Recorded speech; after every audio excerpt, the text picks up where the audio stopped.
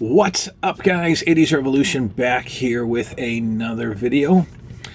Tonight we are going to be talking about the WCW Galoob wrestling figures. We just completed the Hasbro line, of course, and we are moving on. And the Galoobs are actually my second favorite line of wrestling figures. And I kind of thought I'd be able to do this in one part, but I got a lot to say about these figures and their history with me, so I'm probably going to be doing this in two parts. But yeah, we're going to talk about the figures tonight, where they came from. They were only around for 2 years, 1990 and 1991, and only one series was released in the US, with the second series being released in the UK. So a very short-lived figure line, but my second favorite of all time. I love these figures. First, some housekeeping items. I don't know if you guys have been checking out, so the I think it's New York Comic Con, or I forget which. There's a Comic Con going on right now. San Diego, I don't know. And Mattel has a booth set up. So Mattel is obviously the current maker of WWE figures. And I have no modern figures. I did collect the Jakks Classic Superstars back in the day and did have a huge collection. And then I sold them and then regretted it and bought them all back again and then sold those. So I've given up on modern figures. They just they're not for me. But every time the toy fairs roll around, or the Comic Cons, or wherever Mattel has a booth set up, or Jakks back in the day, I would really look at the figures and really get into them again, and almost start questioning whether or not I should collect. But I won't. But I want to tell you that I'm not too worried about the classic figures coming out. I've kind of been there, done that with Jakks. But the NXT line, I don't watch WWE. I don't watch much WWE at all. But I do catch Next every once in a while, or NXT. Every once in a while. I will definitely read, the taping results and the not the pay-per-views, but their big events. I'll read those results, and if I'm available, I will watch them. But they're starting to release some NXT figures of guys that you never thought would have a figure in the WWE, like Johnny Gargano and Tommaso Ciampa, and who else? Jeez, I mean, Nakamura obviously has multiple figures released, but yeah, so really interesting figures coming out as they focus on the NXT brand. And I thought briefly about collecting those, but I won't. The elites are like $20. I don't know, $14, $15, $20. I'm definitely not going to be doing that. But they do look awesome, and every year I get a little bit nostalgic about collecting wrestling figures, but ultimately I don't. But check out some of those NXT figures coming out. They look pretty cool. In addition, the only wrestling that I do follow fairly regularly is Ring of Honor now, and I do watch it every week. I DVR it and then end up watching it, at some point during the week. And it's really the only wrestling that's piqued my interest in the past several years. They too have some figures out, and they're released by like an independent company called Wrestling Superstore, which I believe used to be the old Figures Inc., which was a mail order, online catalog type wrestling store back in the day. Figures Inc., now known as Wrestling Superstore. And they actually make the figures themselves. They sign the deals with the wrestlers. They do the real scan, or however they capture the image. And they are releasing tons and tons of indie guys and they've divided their lineup into Ring of Honor exclusive figures, something called Future Stars of Wrestling, and Legends. They have a Legends line. And obviously there's not a, they've had a sort of, scrape for Legends. I mean, Blue Meanie is considered a legend, and New Jack is considered a legend, so they have figures released through this company. But the Ring of Honor figures look very interesting, and some of the upcoming ones look pretty awesome. War Machine, if you are a fan of Ring of Honor, then you know Hanson and Raymond Rowe. They're getting figures released. Moose, one of the worst all-time wrestling names, Moose is getting a figure from Ring of Honor, even though he's with TNA now. So some, pretty interesting. Matt Taven is getting a figure through Ring of Honor. Again, they look great. They've got all that ridiculous articulation that I'm not into. And they're also like $24.99 a piece. I think they might even be $30 a piece. I think they might be $29.99 a piece. That's never going to happen. So I guess it's just something that I will look at and wonder if I should have collected. But check those out if you haven't seen them. What else? I have been on the hunt. We just concluded the WWF Hasbro series, and of course Mattel, as you know, has released the retro series, the WWE retro line from Mattel, and series 1 has been out for many months, and the they're in Hasbro style. And the only 2 figures from Series 1 that I was interested in was Ultimate Warrior and Undertaker. Series 2 has already starting to be released around the country. And we've got Kane in his original red and black outfit. We've got Mick Foley, Steve Austin, The Rock, Triple H, and Sting in his crow gimmick. So my interest in those has always been, pretty high for nostalgia's sake, but I have never actually been able to find The Undertaker or Ultimate Warrior at retail. I have never even seen them on any pegs in any of the Walmarts in my area, and there's a ton of Walmarts in my area, probably 6 that I could get to easily. Never seen them. Never seen Ultimate Warrior or Undertaker on shelves at all. So, if any of you guys have a Walmart that has an abundance of Ultimate Warriors and Undertaker Mattel retro figures, let me know. I will, PayPal you if you would kindly pick them up for me, and I'll, get you a finder's fee or whatever like that, and obviously pay for shipping. So I'm on the hunt for Ultimate Warrior and Undertaker from Mattel Series 1 retro Hasbro style figures. So please hook the 80s revolution up with those figures. All right, let's talk Galoobs. Let's do this Galoob thing. This is definitely going to be 2 parts.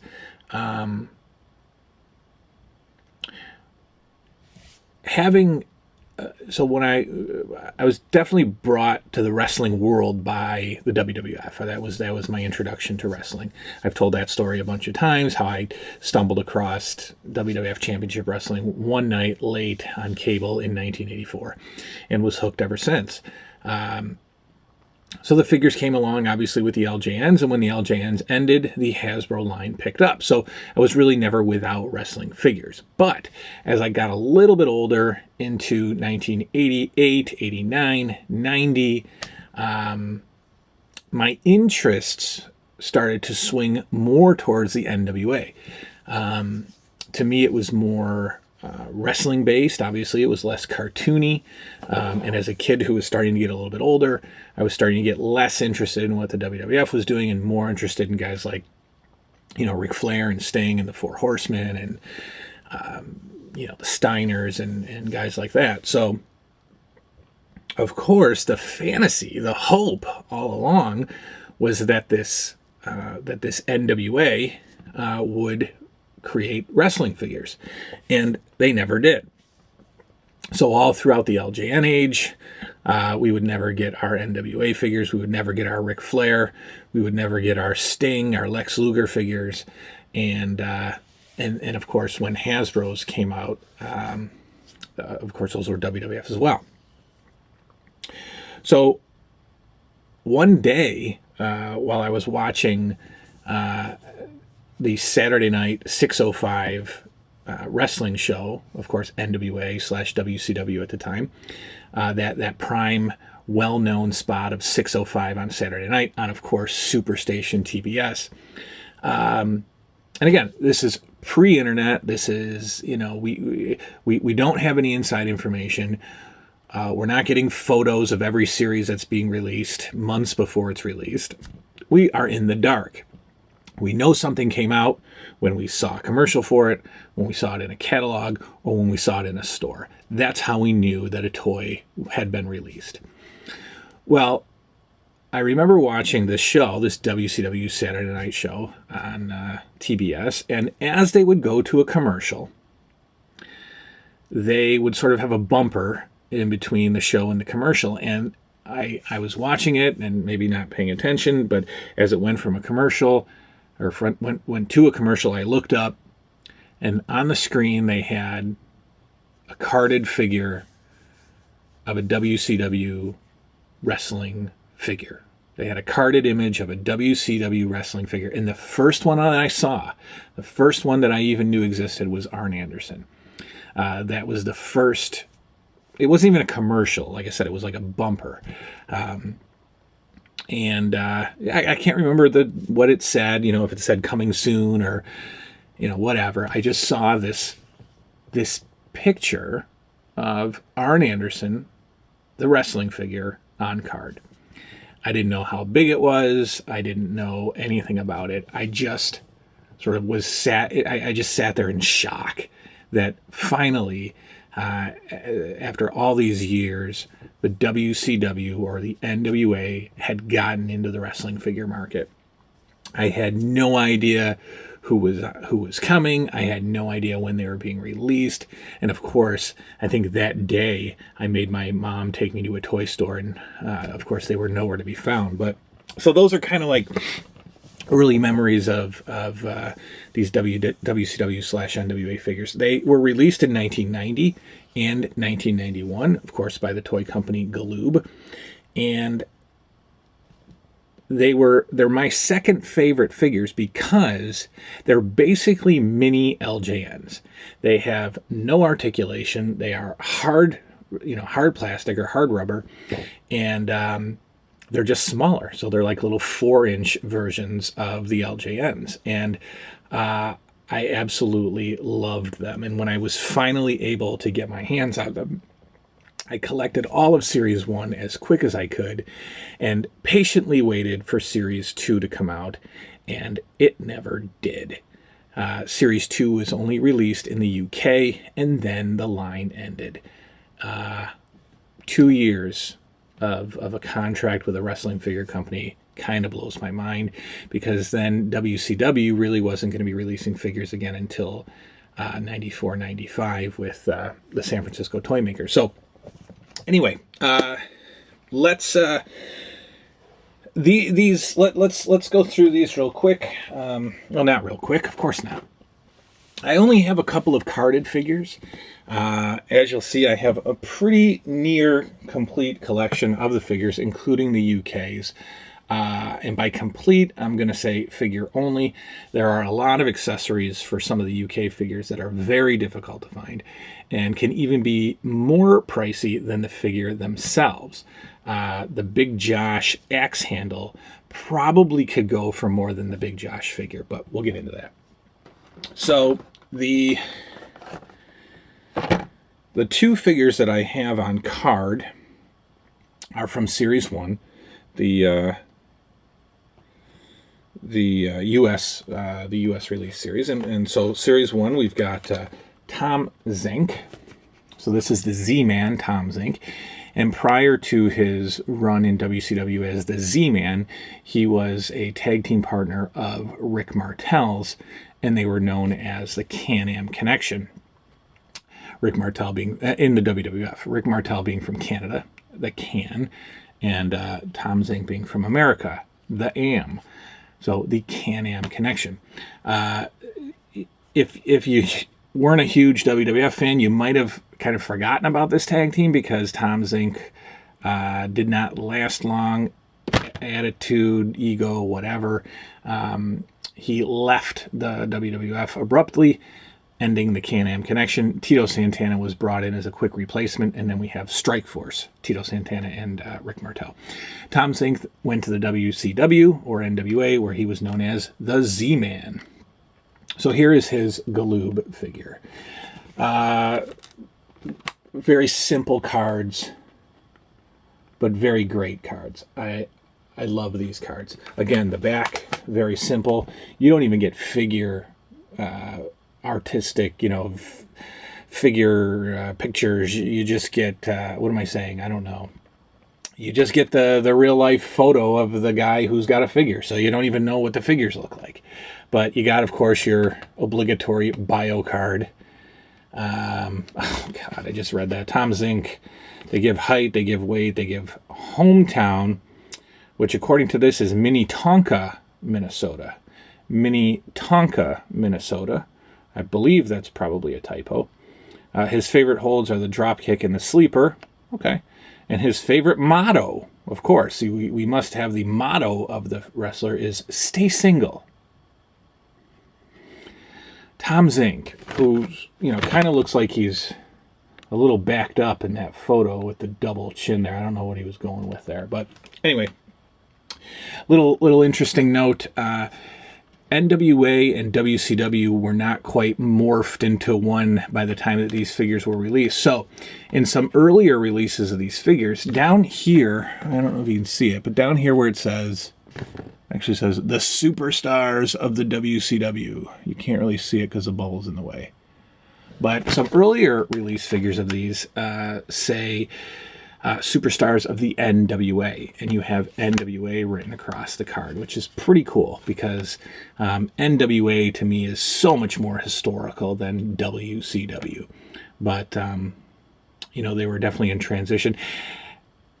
WCW kind of always existed. I mean, back in the early 80s, the NWA was a massive territory that had multiple different offshoots.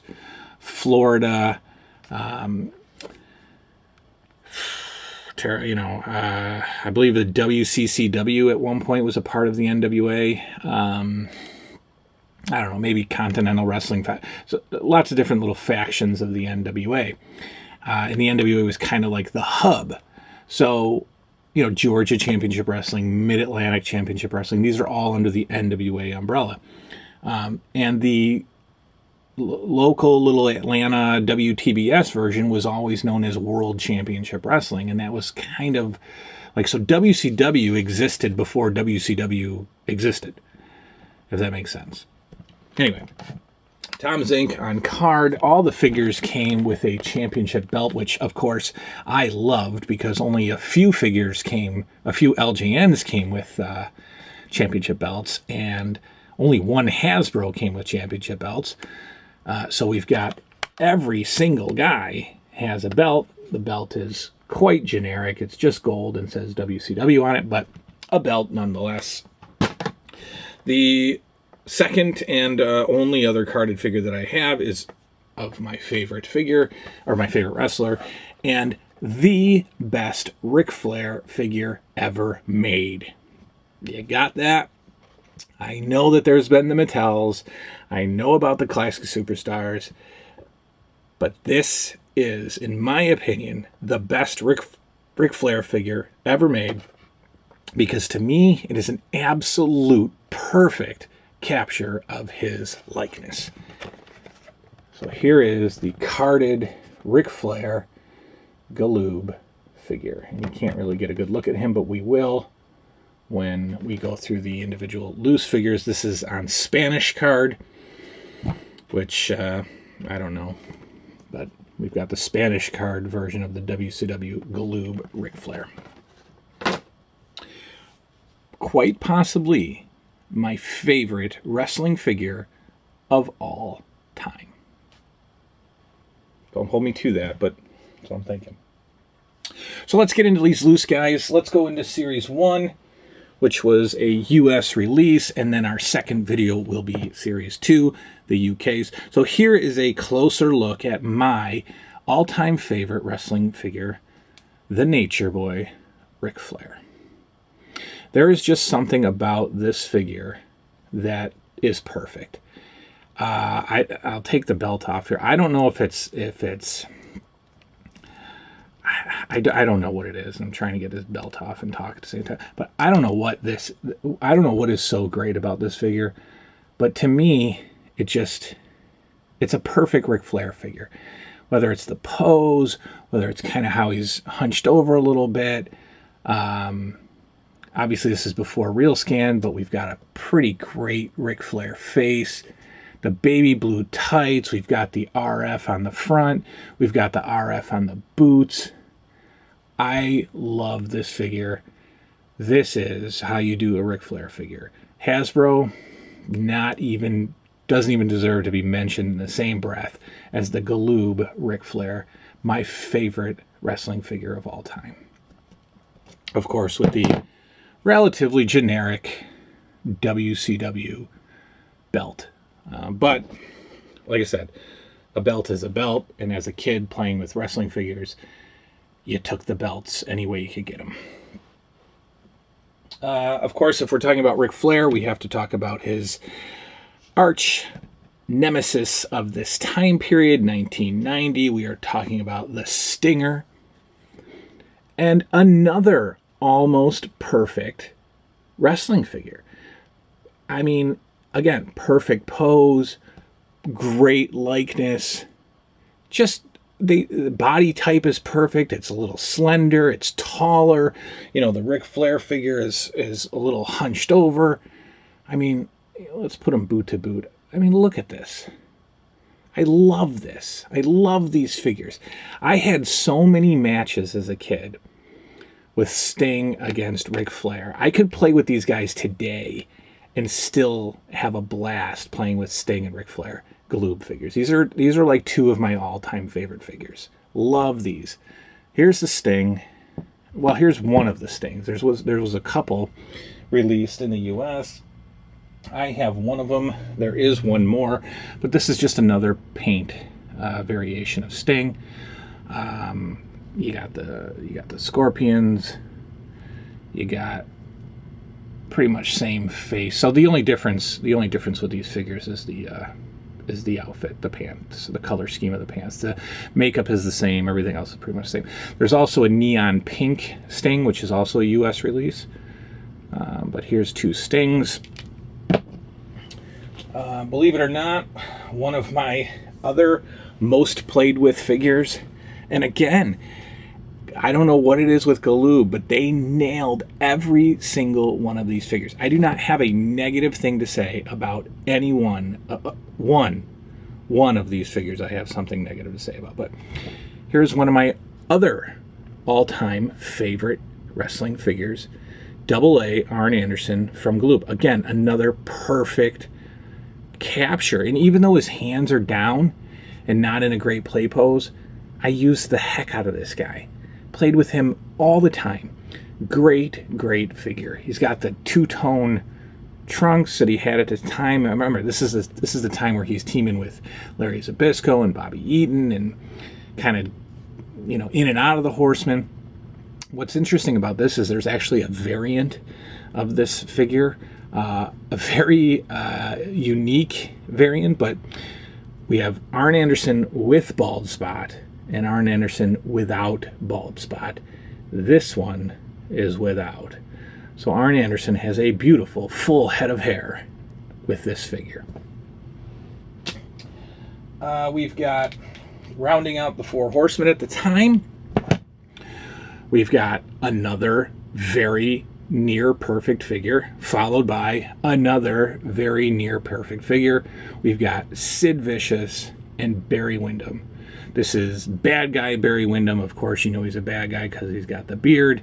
And this is when Barry Windham was, back in the WCW or NWA as a bad guy, back in and out of the Four Horsemen, battling for the U.S. title. Of course, Sid was part of the Skyscrapers, and he kind of goes off on his own. He's in the Four Horsemen.